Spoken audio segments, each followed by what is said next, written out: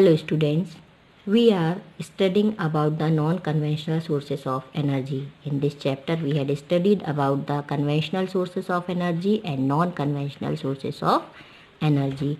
So we all know now the sources of energy are very useful and very important for us. So its conservation is also very important. So let's start to know about the conservation of power resources. Power resources are very important for the present economy.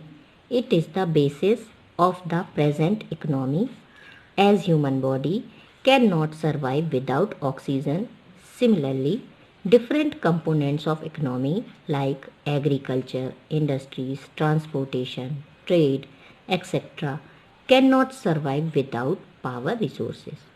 Therefore, conservation of power resources available in the country is very important so that future needs can be fulfilled by optimum utilization of power resources, and we can get energy in future without polluting the environment.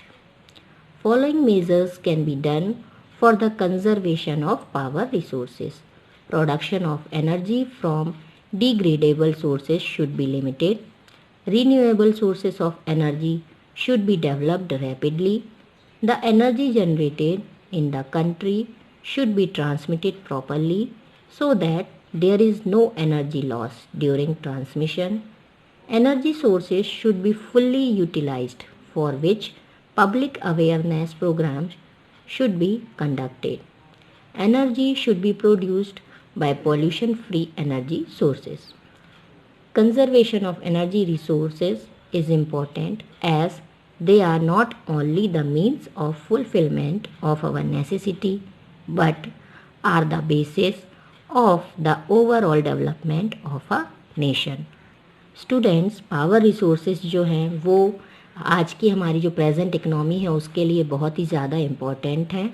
जिस तरह से कि एक human body बिना oxygen के survive नहीं कर सकती, उसी तरह से जो इकनॉमी के कंपोनेंट्स हैं जैसे एग्रीकल्चर है, इंडस्ट्रीज़ हैं, ट्रांसपोर्टेशन है, ट्रेड है एक्सेट्रा, ये भी बिना पावर रिसोर्सेज के सर्वाइव नहीं कर सकते. इसलिए इनका कंजर्वेशन बहुत ही इम्पॉर्टेंट है ताकि जो हमारी जनरेशन है और हमारी आने वाली जनरेशन है वो इन पावर रिसोर्सेज का यूज़ कर सकें और अपनी आवश्यकताओं की पूर्ति कर सकें, और हम भी फ्यूचर में बिना पॉल्यूशन के इस तरह की एनर्जी को एनवायरनमेंट से प्राप्त कर सकें. तो यहाँ पर कुछ पॉइंट्स दिए गए हैं जिससे कि हम पावर रिसोर्सेज को कंजर्व कर सकते हैं. फर्स्ट है, जो हमें सोर्सेज प्रकृति ने प्रदान किए हैं उनको हम लिमिटेड रूप में यूज़ करें, जैसे पेट्रोलियम है, अदर मिनरल्स हैं. जो रीन्यूएबल सोर्सेज हैं जो कि दोबारा रीन्यू किए जा सकते हैं उनको भी रैपिडली डेवलप करने में प्रयास किए जाने चाहिए. एनर्जी जो ट्रांसमिट की जाती है एक प्लेस से दूसरे प्लेस में वह प्रॉपरली की जाए ताकि ज़रा भी उसका वेस्ट ना हो.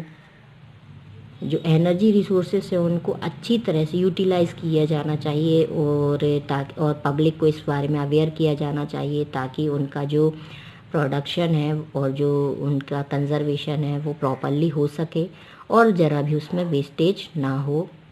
और जो भी एनर्जी सोर्सेस हैं उनको पॉल्यूशन फ्री प्रोडक्शन उनका किया जाना चाहिए ताकि पॉल्यूशन फ्री रहेंगे तो फिर उनका यूज़ प्रॉपरली हो सकेगा और फिर उनका वेस्टेज भी नहीं होगा. तो कंजर्वेशन जो है एनर्जी रिसोर्सेज के वह बहुत इम्पॉर्टेंट हैं और जो हमारी आवश्यकताएं हैं उनकी पूर्ति उन्हीं के द्वारा होती है. लेकिन हमारे नेशन की डेवलपमेंट के लिए ये बहुत ज़रूरी है कि हम उनको कंज़र्व करें, बहुत अच्छे से, बहुत किफ़ायत से उनको यूज़ करें.